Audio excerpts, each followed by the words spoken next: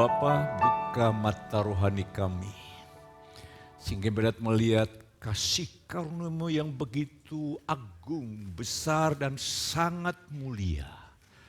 Pagi ini kasih karunia yang Kau curahkan lewat firman-Mu akan membuat kami mengalami kemenangan, membuat kami mengalami kepuasan yang sempurna. Setiap kami mengalami kelepasan yang gilang gemilang. Itulah jaminan janji-Mu bagi kami. Dan bagi-Mu tidak ada perkara yang mustahil. Kami persilahkan Tuhan bekerja.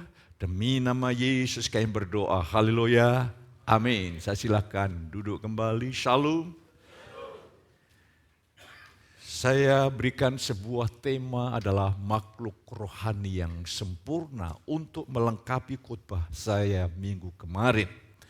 Dan saudara kekasih, Tuhan akan membawa saudara di bulan Desember ini. Saudara akan mengalami arti yang sesungguhnya dari hidup yang berkemenangan. Saudara mengalami mengalami kepuasan yang lengkap, utuh dan sempurna. Saudara akan mengalami kelepasan yang gilang gemilang. Saudara akan dipenuhi dengan sukacita, nyanyian syukur, pujian, sorak-sorai kemenangan setiap hari. Itu janji jaminan Tuhan. Makanya Tuhan menuntun saudara tidak sekali jadi, step by step, langkah demi langkah. Apa yang perlu saudara lakukan? Responi setiap langkah demi langkah. Kalau langkah pertama, langkah kedua tidak saudara ikuti, engkau tidak bisa mengikuti langkah yang ketiga dan engkau tidak bisa menikmati jaminan Tuhan yang luar biasa. Kita ini adalah makhluk kebiasaan. Orang yang punya kebiasaan bangun tidur harus ada kopi, maka begitu bangun tidur langsung pikirannya terkonek kopi. Ada orang yang bangun tidur kebiasaannya langsung dia ingin membaca berita. Begitu bangun tidur kita selalu pikiran kita tertuju pada berita. Saudara dan saya makhluk kebiasaan. Tuhan seringkali membangun kebiasaan kepada kita melatih. Saudara harus punya kebiasaan hidup dalam doa. Karena kita ini Tuhan seringkali susah menuntun kita karena kita tidak punya kebiasaan yang menunjang. Kita seringkali punya kebiasaan kalau saudara tertekan. Saudara mengalami pergumulan struggle. Saudara coba cari pelarian di film Sonitron, menyibukkan diri. Ya. Saudara mencoba mencari teman, ngobrol, telepon sana, telepon sini. Itu pun kebiasaan. Ketika ada tekanan-tekanan yang memang Tuhan izinkan untuk melatih kita, saudara bukan lagi lari dalam doa, tapi saudara mencari pelarian-pelarian yang sementara, yang hanya bersifat psikologis yang tidak merubah hidup. Iblis selalu bekerja untuk menghentikan saudara bertumbuh. Ketika iblis bekerja, kebiasaan saudara ini akan menentukan sekali. Kalau saudara punya kebiasaan hanya mencari pelarian-pelarian yang sesaat, saudara akan tercobai di situ. Ketika saya mengalami sebuah pressure ya dari iblis, saya tidak kehilangan kebiasaan saya berdoa. Saya menyembah Tuhan. Saya belajar dari firman-Nya. Saya belajar dari buku-buku. Saya belajar dari YouTube. Disitulah baru ternyata Tuhan buat hal yang luar biasa. Yang tujuannya adalah hanya satu. Tuhan ingin membawa jemaat di bulan Desember tahun 2024 ini. Saudara mengalami kemenangan yang gilang gemilang. Hari ini adalah tahap pertama. Milikilah kebiasaan yang baik. Bila suka baca Alkitab, ya, itu kebiasaan-kebiasaan yang baik.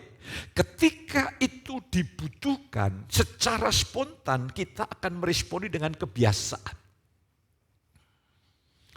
Mari kita akan lihat hari ini, saudara dan saya adalah makhluk rohani yang sempurna.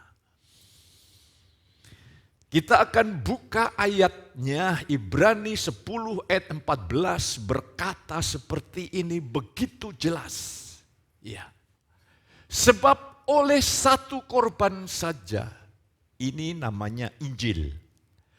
Oleh satu korban saja, fokusnya bukan oleh kita, oleh penebusan Yesus. Ia telah menyempurnakan untuk selama-lamanya mereka yang ia kuduskan di ayat yang ke-10. Ya, kita telah dikuduskan selama-lamanya. Saudara bersyukur di gereja yang dianugerahi sebuah kebenaran. Ini saudara kekasih, kalau saudara baca ya, kata menyempurnakan ini kalimat aktif. Allah telah menyempurnakan saudara. Ini bentuk verb indikatif, ya. Jadi ini bentuk indikatif, perfect, aktif. Artinya adalah kalau saya bahasakan begini, saya bahasakan dalam bahasa lebih mudah dibaca. Oleh penebusan Yesus, melalui kematiannya, kematian Yesus, Allah telah membuat saudara sempurna. Sekali untuk selama-lamanya. Bayangkan. Oleh penebusan Yesus. Kata di dalam bahasa Yunani indikatif itu bicara masalah fakta. Kalau subjunktif itu biasa bicara tentang kemungkinan tindakan. Saudara kemungkinan bisa menang, kemungkinan bisa kalah, pasti itu kata kerjanya adalah subjunktif. Saya mencoba untuk meneliti, merangkum, mencoba untuk mengecek tentunya yang bersifat masih sederhana. Dan saya bersyukur dari hari ini ada satu anugerah yang luar biasa. Sempurna. Begitu saudara mendengar kata sempurna, pikiran saudara memberontak. Sempurna, jauh dari itu. Mari kita akan lihat saudara kekasih, sempurna di sini adalah manusia baru saudara. Tuhan menyuruh saya, memerintahkan saya. Sekarang saya melihat seluruh jemaat di hadapan Allah, indikatif itu fakta ilahi di hadapan Allah, saudara sempurna. Tapi perilakumu belum. Nanti namanya proses sanctification, pengudusan. Itu proses anugerah juga. Jadi hari ini di hadapan Allah ada orang-orang yang sempurna. Lihatlah sebelah kanan kiri, itulah Anda. Haleluya. Berarti jemaat kita biasa atau luar biasa? Oh, very excellent. Kalau saya mulai dibukakan, jadi tugas saya apa? Tugas saya adalah mengajar, membangun, mengubah belief system. Sistem keyakinan saudara ketika diubah, maka yang sempurna di dalam itu akan terterapkan dalam hidup sehari-hari. Makanya Paulus di dalam bahasa yang lain, kerjakanlah keselamatanmu dengan takut dan gentar. Allah lah yang bekerja di dalam kamu. Oh luar biasa, hari ini harus menjadi hari kemerdekaan. Amin. Hari ini harus hari kemerdekaan yang luar biasa. Makanya milikilah kebiasaan yang baru. Sediakan waktu untuk saudara punya jam-jam bersekutu dengan Tuhan. lebih bermanfaat 1/4-setengah jam engkau bersekutu dengan Tuhan daripada 2 jam mengasihkan engkau melihat sinetron sampai air mata tertumpah. Sampai segelas besar pun tidak bisa menampung air mata karena melihat cerita yang mengharukan. Tapi kebahagiaan itu hanya kau dapat di depan televisi. Ketika kau keluar dari televisi, engkau hidup dalam realita sehari-hari. Tapi hari ini ada sebuah realita baru. Engkau sempurna. Luar biasa. Saudara sempurna. Sebelum lebih jauh, bukakan Efesus pasal yang ketiga. 4 ayat 22, 23, 24. Saya ingin bacakan. Iya. Efesus pasal yang keempat ayat 22. Kita akan lihat saudara kekasih. Yaitu bahwa kamu berhubung dengan kehidupan kamu yang dahulu harus menanggalkan manusia lama yang menemui kebinasaan oleh nafsunya yang menyesatkan. Terus ayat 23, supaya kamu dibaharui di dalam roh dan pikiranmu. Yes, ayat 23, 4, dan mengenakan manusia baru. Manusia barumu sedang sempurna atau sudah sempurna? Ini bukan proses sanctification, ini indikatif, ini fakta rohani. Puji Tuhan, di dalam Yesus sempurna. Kita lihat saudaraku, saya ingin mengajak saudara untuk melihat, untuk menjelaskan hal ini. Saya tadi melihat saudaraku yang kasih di dalam terjemahan lain cukup bagus. Dalam terjemahan sederhana Indonesia dikatakan begini. Ayat yang ke-22, kalian semua sudah diajar untuk meninggalkan sifat-sifat hidupmu yang lama. Hidup yang lama dibutakan oleh hawa nafsu. Dan semakin lama semakin rusak seperti baju rombeng yang tidak bisa dipakai lagi. Buanglah hidupmu yang lama itu ya. Hidup lama warisan Adam itu usang, tua, makin merosot, jelek, buruk. Biarlah hati dan pikiran dibaharui oleh Roh Allah. Ayat 24 berkata, sebagaimana kamu memakai baju baru, begitulah hendaknya seluruh hidupmu menjadi baru, karena kamu sudah diciptakan menjadi manusia baru yang mencerminkan sifat-sifat Allah. Dengan demikian kamu akan sungguh-sungguh hidup suci dan benar di hadapannya. Jadi saudara kekasih, hari ini saudara telah memiliki identitas baru, fakta baru. Ini fakta rohani yang tertinggi. Di mana saudara dan saya, rohmu dan rohku, manusia baru kita ini sempurna. Maka kita dinyatakan benar di hadapan Allah. Ini Injil, tidak ada yang lain. Saya ingin mengajak saudara, buanglah sifat yang lama. Sifat Adam. Tidak cocok ya. Sifat Adam kedagingan itu ya buah-buahnya Galatia 5 ayat 19 ya, kenajisan, kekotoran, mementingkan diri sendiri, percideraan, perselisihan, tertekan, stres, depresi, itu yang lama. Hari ini harus dibuang. Hari ini tidak ada lagi. Saudara bukan yang lama, engkau yang baru. Yang lama itu kekalahan, tertekan, stres, depresi, sakit hati, luka hati, ya. Hidup yang tidak ilahi, hidup secara manusiawi. Jadi kalau pikiran saudara tidak dibaharui, engkau hidup secara duniawi, secara manusiawi. Saudara, pikiran ini, munculnya ilmu pengetahuan, ini puncaknya nanti sampai di Natal. Ilmu pengetahuan itu muncul dari penyelidikan berdasarkan informasi panca indera. Informasi panca indera ini disimpulkan oleh pikiran, itulah yang namanya pengetahuan. Dan pengetahuan itu menjadi bukti. Contoh, kalau saudara melihat, ya, dulu orang berpikir ketika pengetahuan belum maju, bumi ini datar. Orang berpikir kalau naik kapal sampai di pinggir itu bisa jatuh ke angkasa. Setelah itu bukti awal karena berdasarkan pengetahuan yang terbatas. Setelah pengetahuan muncul, bukti itu tidak berlaku. Bukti yang baru karena adanya teknologi yang baru, bumi tidak datar tapi bulat.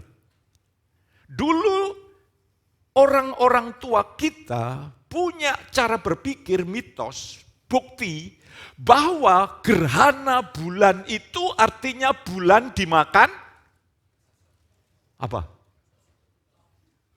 Tahu juga saudara, nampaknya saudara juga punya nenek moyang berarti. Iya. Ini konsep.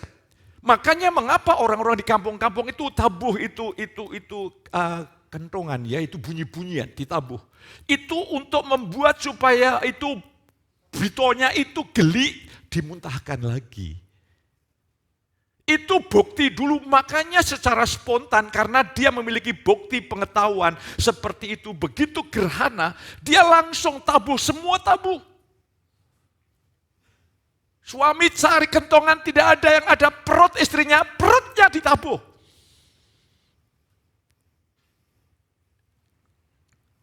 Tapi setelah ditemukan pengetahuan teknologi yang baru, bukti itu tidak berlaku. Ternyata gerhana bulan itu karena bumi dan matahari, bulan tertutup oleh bumi. Berarti sekarang saya jarang melihat ketika gerhana bulan orang tabuh kentongan, bunyi-bunyian. Tidak ada. Orang malah menyaksikan, oh betapa ajaibnya alam ini. Terus dulu banyak bukti penyakit tidak disembuhkan. Setelah ditemukan teknologi, bukti itu tidak berlaku. Lah sayang, saudara dan saya ini orang yang luar biasa. Tapi kita hidup masih cara berpikir manusiawi belum dibaharui. Saudara hanya hidup dari informasi panca indera. Ini yang buat engkau naik turun. Saudara tidak hidup dengan informasi panca indera. Engkau hidup dengan realita rohani yang tertinggi, yaitu firman yang diwahyukannya.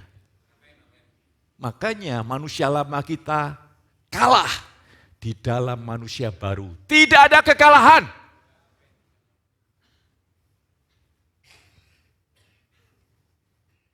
Manusia lama kita tertekan, stres, depresi, kecewa. Oh, mari saya ingin tunjukkan manusia baru kita itu seharusnya seperti apa. Buka Yesaya 51 ayat yang ketiga. Ini isi manusia baru kita. Ini dasar pewahyuan. Jadi saya dan saudara pikiran dibaharui, kita berfokus saya hanya hidup dari apa yang Tuhan wahyukan. Saya tidak hidup dari informasi panca indera. Iya, kita lihat. Sebab Tuhan menghibur Sion. Kalau Tuhan memberikan penghiburan bukan penghiburan palsu. Dia menyelesaikan akar permasalahan. Menghibur segala reruntuhannya. Ia membuat padang gurunnya seperti Taman Eden. Dan padang belantaranya seperti taman Tuhan. Di situ terdapat dan sukacita, nyanyian syukur, dan lagu yang nyaring. Ini yang harus ada di dalam benak pemikiran saudara. Dan ketika kau tahu, aku ini dulu padang belantara, sekarang taman Eden, padang gurun menjadi taman Tuhan. Setelah itu saudara percaya, yang lama sudah berlalu, yang baru sudah datang. Yang baru itu adalah ada perubahan hidup. Sekarang saudara bukan padang belantara yang menyiksa, bukan padang gurun yang panas kalau siang malam dingin sekali, tapi engkau taman Tuhan. Lah, engkau punya iman yang baru. Yes, sekarang saya sebagai manusia baru, hidup dalam dunia baru. Saya tidak hidup dalam padang gurun, padang belantara. Saya hidup di dalam taman Tuhan. Lah, engkau mulai bertindak. Iman itu kuasa. Iman itu mujizat. Ketika engkau bertindak sebagaimana yang Tuhan wahyukan, Tuhan firmankan, itu menjadi pengalaman saudara. Hari ini bersorak-sorailah, bersukacitalah, berikan kemuliaan bagi Tuhan yang paling meriah. Bergembiralah, berkemenanganlah, itulah hidupmu yang baru. Katakan amin. Berdasarkan bukti panca indera, engkau sakit. Tapi ada pewahyuan yang baru oleh bilur-bilurnya. kamu telah sembuh. Saudara mau hidup dengan batas panca indera, hidup secara manusiawi, kalah. Hidup di dalam pewahyuan mulai hari ini. Tuhan ingin kau sehat, supaya kau bisa melayani Tuhan. Amin. Engkau yang sakit kanker, hari ini kankermu sudah dipikul Yesus. Engkau yang sakit migren, migrenmu sudah diselesaikan Yesus.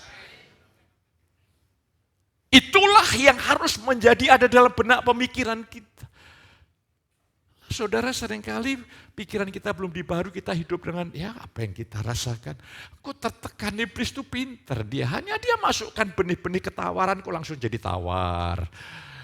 Kakin saudara, iblis masukkan benih ketawaran, oke, sudah berkata iblisku mereka-reka yang jahat, Tuhan mereka-reka yang baik. Mulai kebiasaan saudara mulai bangkitkan kembali, doa kembali, doa kembali, belajar firman Allah, dan kau hanya hidup di atas pewahyuan firman atau firman yang diwahyukan, sehingga itu yang membuat saudara luar biasa. Karena dosa Adam manusia mati, saudara tidak mati. Dalam konsep umum, mati itu artinya pertama. Ketika Allah berkata kepada Adam, kamu kalau makan buah ini pasti mati. Mati itu artinya terpisah dari Allah. Mati yang kedua, roh terpisah dari tubuh. Mati yang ketiga, terpisah dari Allah, kekal selama-lamanya di neraka. Saudara tidak pernah terpisah dari Tuhan. Engkau menyatu dengan Tuhan. Maka engkau selalu menyanyikan nyanyian, Immanuel. Makanya tidak usah menyanyi Immanuel, selalu menyanyi terus. Sebab namanya Immanuel. Kita ini seringkali hidup secara manusiawi dalam pikiran sumber informasi panca indera ini. Ini yang membuat kita naik turun, kita tertekan, kita perkasa. Hari ini hidupmu pesta bersama Tuhan setiap hari. Daud berkata, di hadapan lawanku, ia menyediakan bagiku. Ia menyediakan hidangan bagiku di hadapan lawanku. Tuhan buat engkau pesta. Tuhan tidak membuat engkau gemetar dan ketakutan. Tapi Tuhan buat engkau bersukacita, engkau diposisikan lebih tinggi daripada musuh. Daud itu loh. Ketika menghadapi Goliat, Tuhan mulai bekerja di dalam rohnya. Itu karena pekerjaan roh itu. Roh Tuhan membangkitkan Daud. Sehingga Daud berkata, kamu menghujat nama Tuhan. Aku akan datang dan membinasakan kamu. Itu ada kekuatan yang menggelora. Dan kekuatan itu bekerja terus ketika engkau percaya. Sehingga hari ini tidak ada perkabungan. Yang ada adalah sukacitalah senantiasa. Tidak ada persungutan, yang ada adalah mengucap syukur dalam segala perkara. Hal kecil-kecil yang kau lihat itu adalah bagian anugerah Tuhan. Bersyukurlah, ibadah ini juga bersyukur. Saya yakin kalau ibadahmu bersyukur, besok minggu ibadah jam 6:30, datangnya adalah jam 7. Saya tidak menyindir saya karena engkau orang sempurna, bukan. Jadi saya hanya mengubah belief sistem saudara, sistem kepercayaan saudara yang keliru. Selama ini mengapa engkau tertekan, stres, depresi? Engkau hanya melihat dengan apa yang kau lihat, kau dengar mata dengan panca indera. Waduh, ini menyusahkan.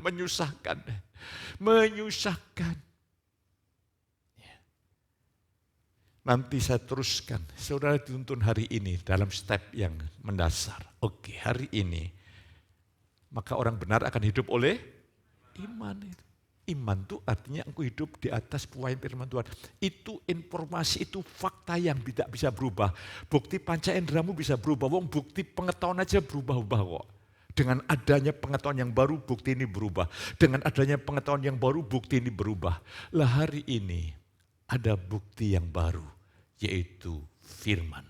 Karena iman adalah dasar dari sesuatu yang kita harapkan. Dan bukti dari sesuatu yang tidak kita lihat. Lah, iman itu kepada firman. Firman itu bukti sekalipun kita tidak melihat dengan mata. Itu fakta ilahi.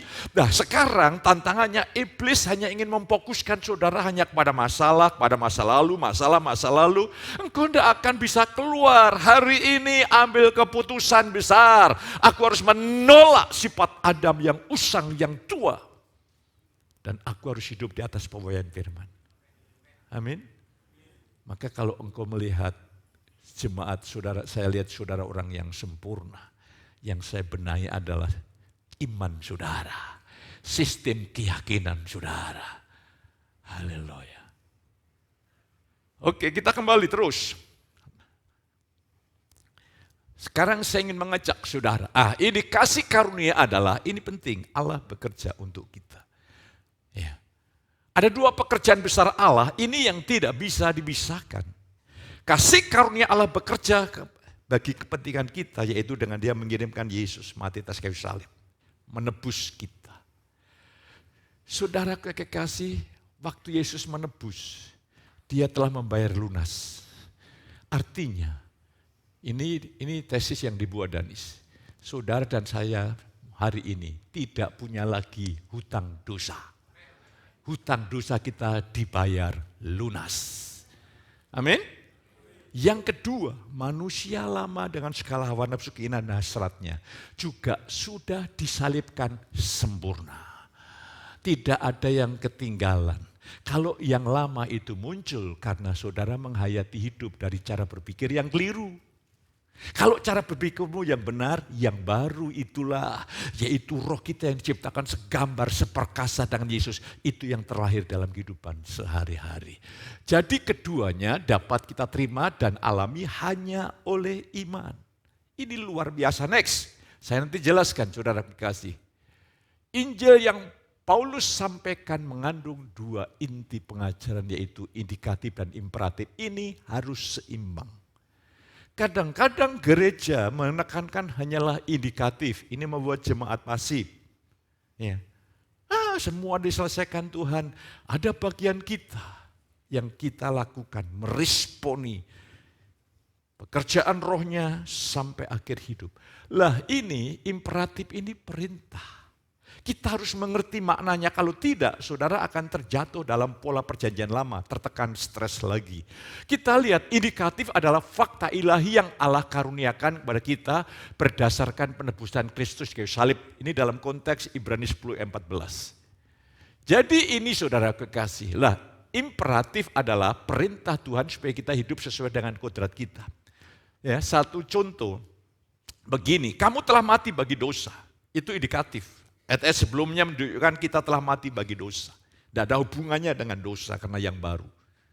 Lah, apa bentuk perintahnya? Karena kita telah mati bagi dosa, perintah Tuhan adalah janganlah hendaknya dosa berkuasa di dalam tubuhmu.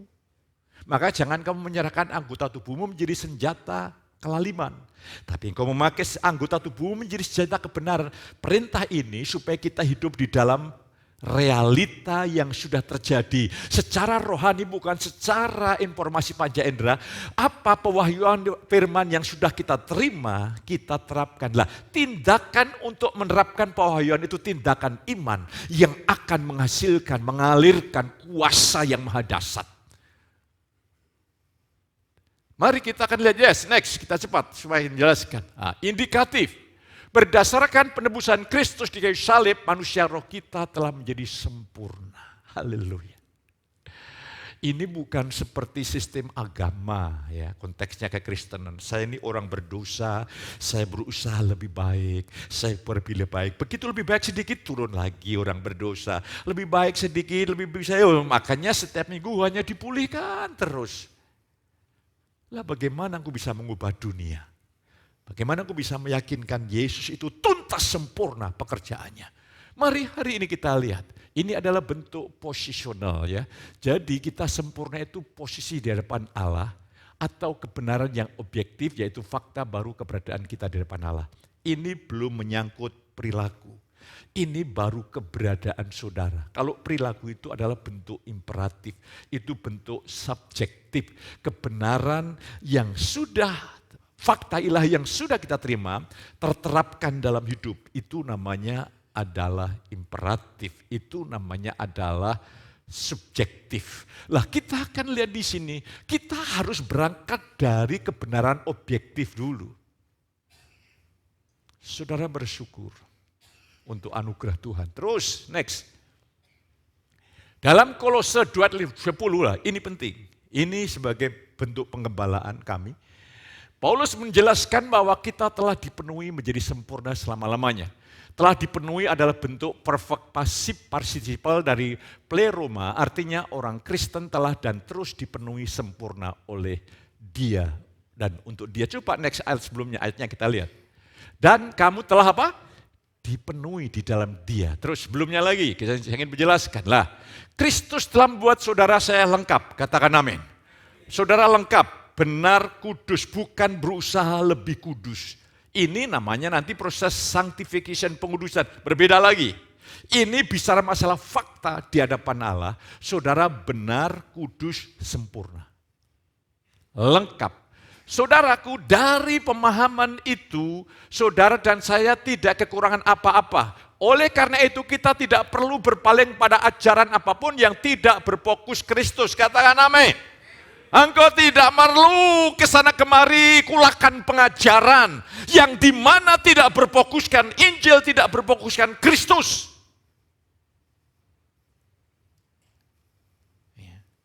Karena kejatuhan gereja itu salah satu adalah pengajaran yang sesat.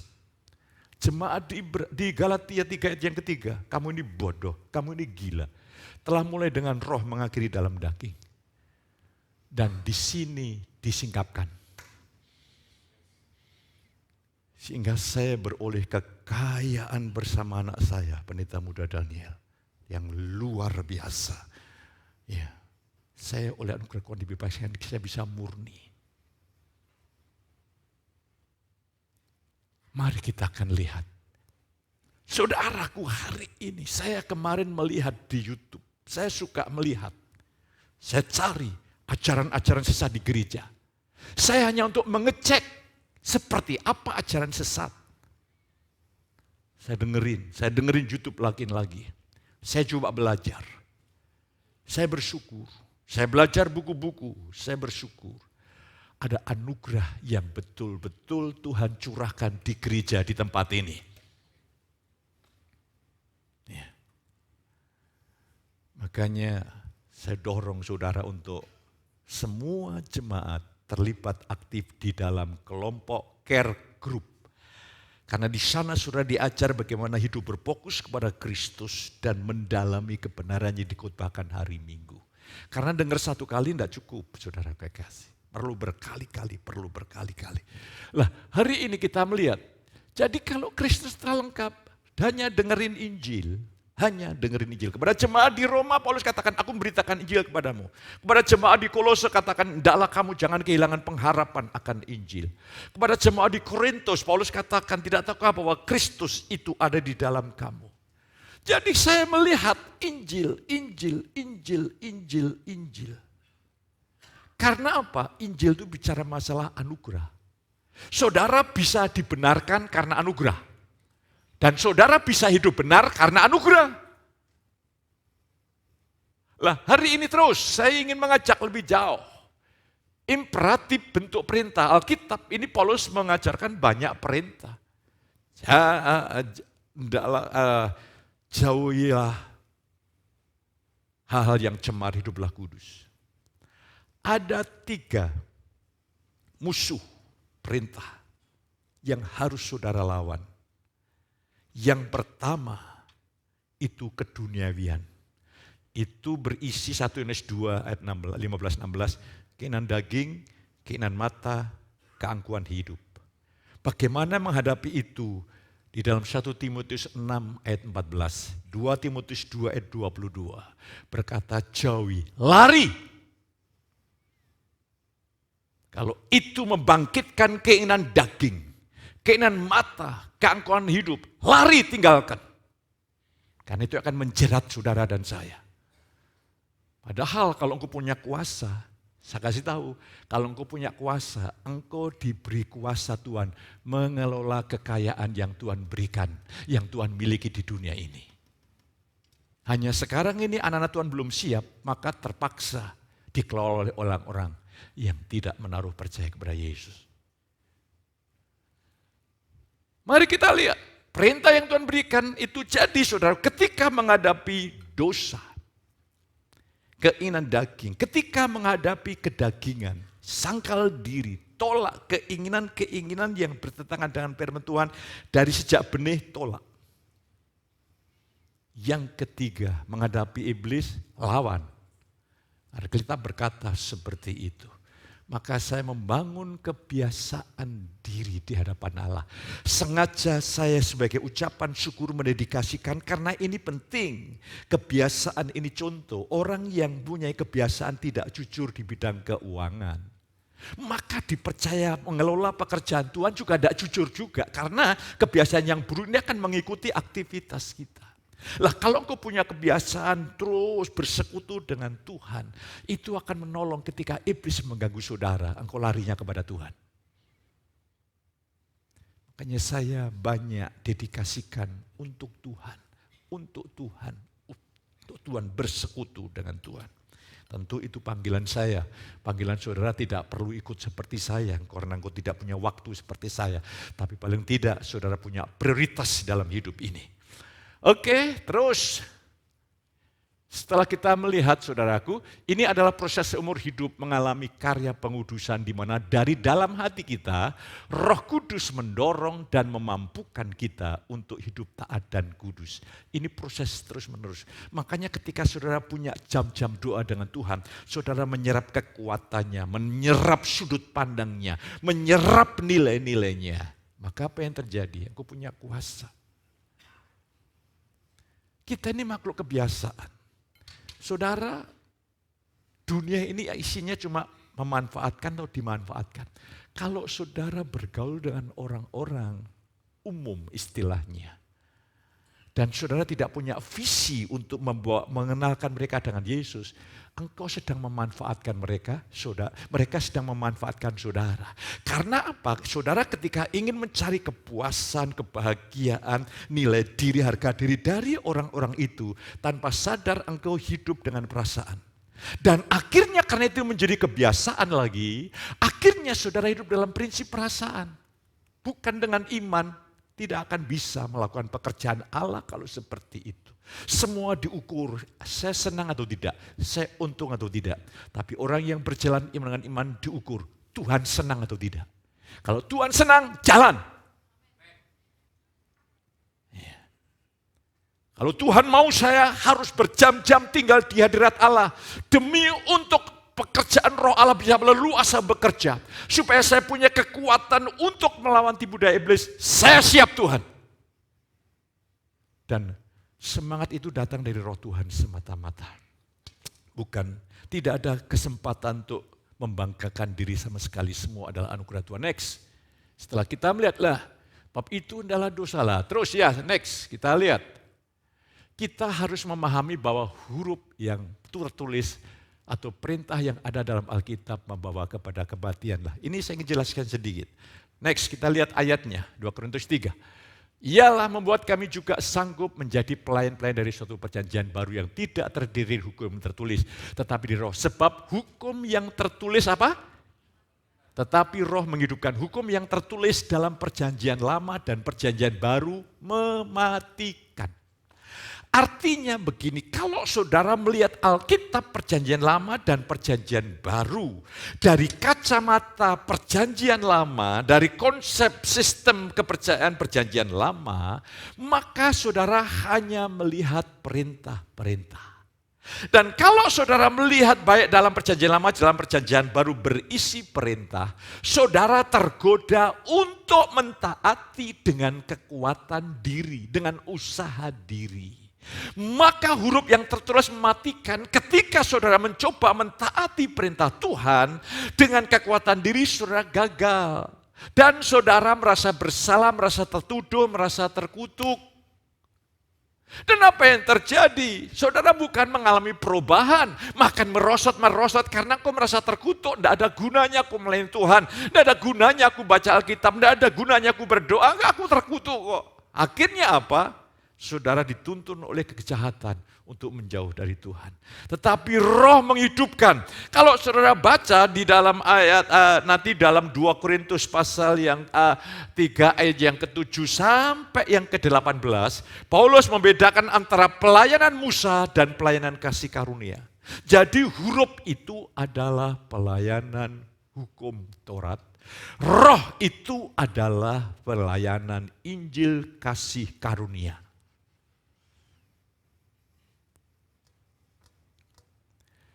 Bagaimana saudara memandang Alkitab? Kalau saudara memandang Alkitab dari sistem kepercayaan perjanjian lama, ini Alkitab mematikan.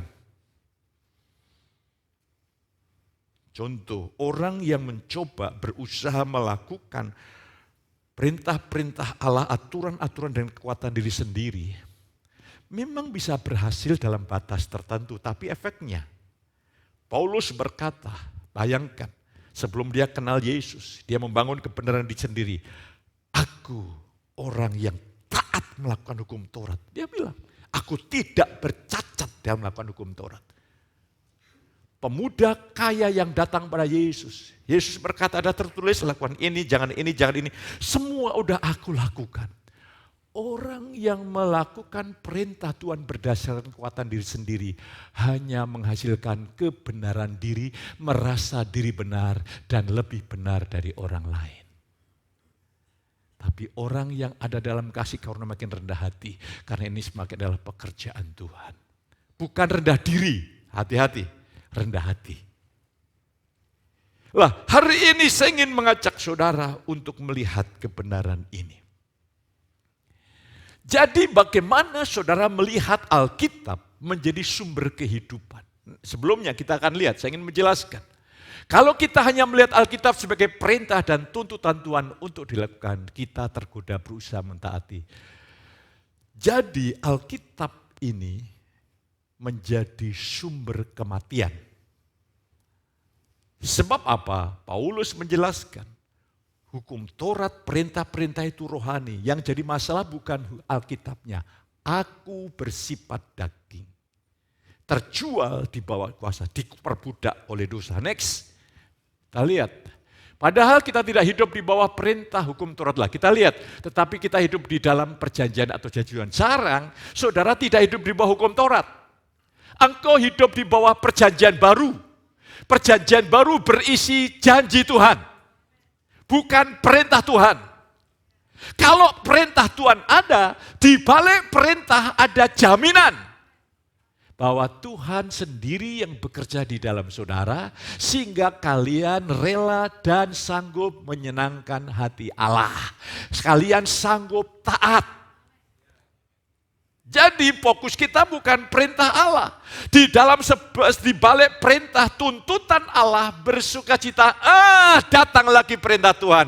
Berarti datang lagi anugerah baru. Ketika engkau percaya mengandalkan Tuhan. Aku tahu Tuhan. Di dalam Yesus yang berikan kekuatan kepadaku. Aku sanggup melakukan seluruh kehendak Allah. Aku sanggup menghadapi segala perkara. Dan tetap maju di dalam Tuhan. Kuncinya di dalam Tuhan yang memberi kekuatan. Katakan amin. Hari ini mari saya ingin ajak saudara. Kita harus melihat Alkitab dari sudut perjanjian baru. Dari kacamata kasih karunia. Di balik setiap perintah dan tuntutan Tuhan ada janji atau jaminan bahwa Tuhan sendiri yang membuat kita mau dan sanggup mentaatinya. Ya, kita lihat Filipi 2 ayat 13. Jelas, karena Allah lah yang mengerjakan di dalam kamu. Baik kemauan maupun pekerjaan menurut kerelaannya. Jadi hari ini saudara kekasih, karena engkau sempurna, yang masih perlu dibenahi adalah cara berpikir. Yang perlu dibenahi adalah bagaimana saudara mempercayai Alkitab. Bagaimana saudara yakin akan kasih karunia, menerapkan kasih karunia Allah. Kuncinya iman. Jadi kalau saya tahu begini, saya yang lama sudah sempurna disalibkan, yang baru sudah datang. Ketika yang lama muncul, mencoba menarik perhatian, saya punya kuasa berkata tidak. Pada saat yang sama saya hidup di dalam pewahyuan firman, saya baru sempurna, benar, kudus. Ketika saya bertindak di atas pewahyuan firman Allah, berarti saya sedang melepaskan kunci iman. Mau tidak mau kuasa Tuhan akan bekerja dengan dahsyat. Ketika perempuan yang meleleh darah itu menjamah jubah Yesus, Yesus heran, ada kuasa yang keluar. Lah, kuasa Yesus yang ada di dalam saudara akan keluar ketika kau bertindak di atas firman yang diwahyukan kepada saudara. Sehingga hari ini tidak ada lagi perkabungan. Amin. Tidak ada ketakutan, kekhawatiran, keresahan, kegelisahan, tertekan, stres, depresi. Ya, bahkan sudah berkata sebagai ciptaan baru, hidup dalam manusia baru, oleh bilur-bilurnya aku sehat. Amin. Engkau tidak lagi kering. Ini kering kan saudara berdasarkan perasaan. Rasanya kering. Tapi engkau tidak hidup dari apa yang kau rasa. Engkau hidup dari firman Tuhan. Yohanes 4 berkata, dari dalam hatimu mengalir aliran air hidup. Yang terus menerus mengalir sampai hidup yang kekal. Sehingga kamu tidak akan pernah haus untuk selama-lamanya. Katakan amin. Engkau percaya apa yang kau rasa atau kau percaya firman-Nya? Ketika kau percaya firman-Nya dan kau bersorak Tuhan ajaib. Itu menjadi kenyataan bagi saudara. Kuasanya bekerja. Haleluya. Terus, ya, penerapan hidup ini penerapan. Bagaimana saudara menerapkan? Ya, awal tadi adalah dasar teori lah begitu kalau saudara sedang kuliah ya. Terus baru penerapannya ya. Seperti Penli Tarunto, dia sedang menyusun skripsi atau buat jurnal. Saya bilang kalau jurnal kamu temu Mas Danis. Dia ahli jurnal. Dan sebentar lagi menyandang gelar sarjana.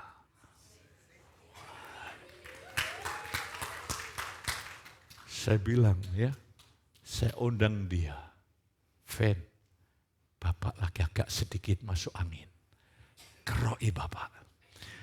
Fen, kamu orang luar biasa. Kamu bisa membanggakan orang tuamu. Kamu bisa membuat satu kampung heran. Karena terjadi di kampung pedalaman di tempat Fenli ada.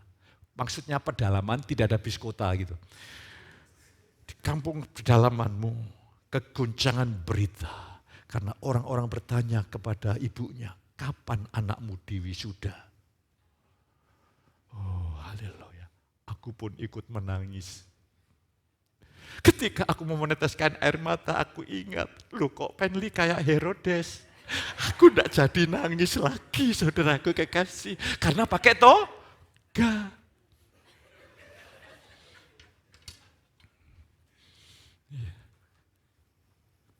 Jadi jangan air kita menetes yang tidak perlulah. Jangan kau stres dengan yang tidak perlu. Saudara hanya boleh menderita batin kalau melihat ketidakbenaran. Paulus ketika melihat di Athena, melihat berhala-berhala yang ada, rohnya berduka. Boleh. Kalau hanya perkara dunia ngapain berduka? Hei cewek-cewek kok diputus pacar, puji Tuhan. Oh gitu aja kok susah. Sampai ini. Putus satu tubuh, berarti kau pria kesempatan memilih satu di antara 1000. Lebih hebat, jadi putar balik. Iblis perkara yang jahat, Tuhan perkara yang baik. Kau milih satu dan milih 1 di antara 1000, kualitasnya beda dong. Dikasih. Haleluya, haleluya, haleluya. Rekan-rekanku yang sedang ada dalam pendidikan di Polri, disiplin itu harganya lebih murah daripada tidak disiplin. Loh kok tahu? Iya, kalau disiplin sama dalam pendidikan tuh susah itu, enggak bisa apa-apa. Tapi kalau dalam pendidikan tidak disiplin, apa yang terjadi? Nanti di luar setelah lulus karirnya kacau, hidupnya kacau, itu penderitaannya panjang. Padahal pendidikan paling bilang 1 tahun, 2 tahun. Tapi bahan babaknya panjang luar biasa. Jadi disiplin itu hanya di mindset aja, dari pikiran aja. Rumah tangga, suami istri. Disiplin itu harganya lebih murah daripada tidak disiplin. Contoh, disiplin. Tetap punya komitmen setia. Terus ada godaan yang mencoba mengganggu fokus konsentrasi. Dan kita berpikir, kita bisa bernikmat. Disiplin itu ada harganya, kelihatannya mahal tidak. Lebih mahal kalau kita ini mencoba ikut hawa nafsu. Begitu kita mulai menyentuh wanita lain yang selain istri saya, masyarakat tahu kita dipermalukan. Harganya jauh lebih mahal. Dan kata disciple, murid itu akar katanya disiplin. Ada amin? Ya. Bangun, saya pagi doa, saya doa. Malam doa, saya doa. 1 jam, 1 jam. Lebih dari itu siang, saya berdoa. Lebih baik saya disiplin. Kalau saya disiplin dengan Tuhan oleh karena anugerah Tuhan, maka pekerjaan Roh Allah akan bekerja luar biasa yang diuntungkan saudara. Kau diberkati Tuhan. Luar biasa. Jadi kita ini sekarang tidak berpikir untuk diri kita sendiri, bagaimana orang lain diberkati lewat hidup kita. Terus hari ini kita akan lihat terus ya, kita harus ya pertama berdasarkan penebusan Kristus di kayu salib, manusia baru kita sempurna, kudus, benar, murni seperti Kristus. Dengan iman kita harus berdiri kokoh untuk meyakini siapa diri kita yang baru di dalam Kristus. Kita telah sempurna, kudus, benar, dan murni. Jadi roh saudara itu pribadimu yang baru itu di dalam roh saudara. Psikologis itu pikiran itu hanyalah alat kelengkapan dari manusia baru kita untuk menjamah dunia. Untuk menjamah dunia pengetahuan, maka Tuhan berikan otak. Otak itu seperti komputer. Kalau enggak kita kan menyimpan banyak ingatan. Apalagi kalau belajar S2, S3 harus membaca ratusan buku, harus ada file yang disimpan di otak. Tapi pribadimu yang baru adalah rohmu. Buktinya, ketika mati, Lukas 16, orang kaya dan Lazarus yang mati. Ketika mati kan rohnya, orang kaya ini masih ingat saudaranya 5. Dia masih bisa mengenali itu orang miskin Lazarus. Padahal otaknya sudah jadi tanah. Jadi, dan kalau saudara mati, semua kepintaran otak kita, komputer kita, kekuatan fisik kita, tidak bisa apa-apa. Berarti dasar hidupmu itu di dalam roh saudara. Perhatikan manusia roh saudara. Perhatikan kehidupan rohani saudara. Nanti kalau itu terpisah roh kita meninggalkan tubuh, bagi kita mati bukan seperti konsep dunia. Konsep dunia itu mati terpisah dengan Allah selama-lamanya. Kita tidak pernah berpisah dengan Tuhan. Katakan amin. Kalau terpaksa kita nanti mati itu karena pekerjaannya sudah selesai. Tanggung jawab kita sudah selesai di depan Allah. Mari kita lihat. Dengan kita iman kita harus berdiri kokoh untuk meyakini siapa diri kita yang baru di dalam Kristus kita telah sempurna. Yesus dicobai oleh iblis. Kalau engkau buatlah batu ini jadi roti. Yesus tidak perlu membuktikan dirinya sebagai anak Allah dengan membuat batu jadi roti. Itu Yesus lapar, itu bicara masalah identitas diri, itu terjadi peperangan. Tapi Yesus mulai menjawab, ada tertulis, hiduplah di atas pewahyuan firman, bukan di atas yang lain. Terus yang kedua adalah, ini tindakan, kita harus meyakini akan janjinya yang mengatakan bahwa Allah sendiri bekerja di dalam kita yang membuat kita rela dan sanggup untuk menyenangkan hati Allah. Ya, terus next kita lihat. Kunci hidup berkemenangan di dalam kasih karunia adalah hidup dengan iman. Kuncinya iman. Cara berpikirmu dibaharui bukan berpikir secara manusiawi. Saudara, kalau engkau berpikir secara manusiawi, 2 ditambah 5 sama dengan 7. Tapi kalau engkau berpikir secara pewahyuan, 2 roti dan 5 ikan berubah menjadi ribuan ikan. Lah kita ini seringkali aku kurang. Kalau engkau ingin diberkati, jangan pernah berpikir kekurangan. Kalau engkau ingin sehat, jangan pernah berpikir sakit. Kalau rumah tanggamu ingin puas, bahagia, jangan pernah berpikir tentang hal-hal yang buruk. Karena itu bagian yang lama, tinggalkan dan buang dan singkirkan itu. Dan saudara akan menikmati anugerah demi anugerah Allah. Memberi kesempatan Tuhan untuk bekerja, menggenapi janjinya bagi kita, hidup dalam perhentian, ketenangan, damai sejahtera, dan kepastian batin. Jadi iman itu keyakinan batin, ketenangan. Jadi hari ini kau pulang tenang, damai, amin. Haleluya. Dan ketika engkau damai, tenang, pikiranmu tidak kusut, tidak kacau, engkau baru ingat, wah ternyata selama ini aku diberkati pendetaku. Khotbahnya memberkati aku. Aku tak pulang, mau beli makanan, aku kirimkan pendetaku makanan. Ini pendeta yang minta-minta, saudara kasih. Bukan, ini hanya jok aja, ini hanya humor aja. Ya. Mari hari ini, saudara merdeka? Merdeka. Haleluya. Jadi saudara penuh gairah, ada sorak-sorai, pujian, nyanyian, syukur, tarian, antusias, dinamis, agresif, radikal. Ya, radikal itu artinya bertumbuh, berakar kepada firman Allah. Yes, hari ini saudara orang yang luar biasa. Saudara orang yang sempurna di hadapan Allah. Lah Roh Kudus akan membuat engkau bertindak kudus, bertindak taat, bertindak benar. Oleh karena engkau sudah benar dan kudus dan mulia. Hari ini jangan bertindak seperti orang sakit, bertindaklah sebagai orang sehat. Karena engkau hidup di atas pewahyuan, hidup di atas firman Allah. Saya yakin secara hidupmu berubah total. Pemain musik untuk menyiapkan diri. Kita bersyukur, kita angkat roti.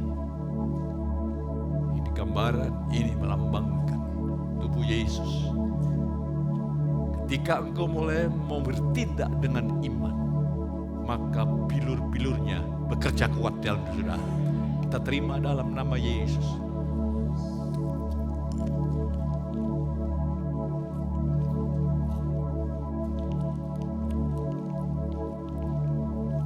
Cawan, ketika saudara menerima darah Yesus dalam sebuah tindakan iman, kutuk bukan bagian saudara, tapi berkat, anugerah, kebaikan, rahmat menjadi bagian saudara. Rumah tanggamu tidak pernah sama lagi, ekonomimu dijaga oleh Tuhan, usahamu dijaga oleh Tuhan, anak-anakmu dijaga oleh Tuhan. Engkau aman karena Tuhan yang menjaga. Kita terima dalam nama Yesus.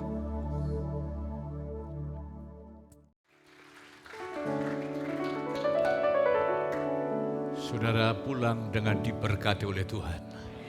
Saudara tidak pernah berpikir kekurangan. Kalau Allah menjanjikan kelimpahan. Kau tidak pernah berpikir kekalahan. Kalau engkau adalah lebih daripada pemenang. Engkau tidak pernah berpikir turun. Kalau Tuhan bawa engkau naik. Tuhan membuat keluargamu bahagia, usahamu diberkati Tuhan, anak-anakmu diberkati Tuhan, semua bertumbuh maju di dalam Tuhan. Angkat tangan saudara, pulanglah penuh dengan sukacita yang berlimpah-limpah di dalam berkat Bapa.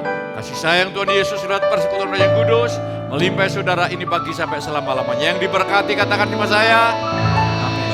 Bagi Tuhan,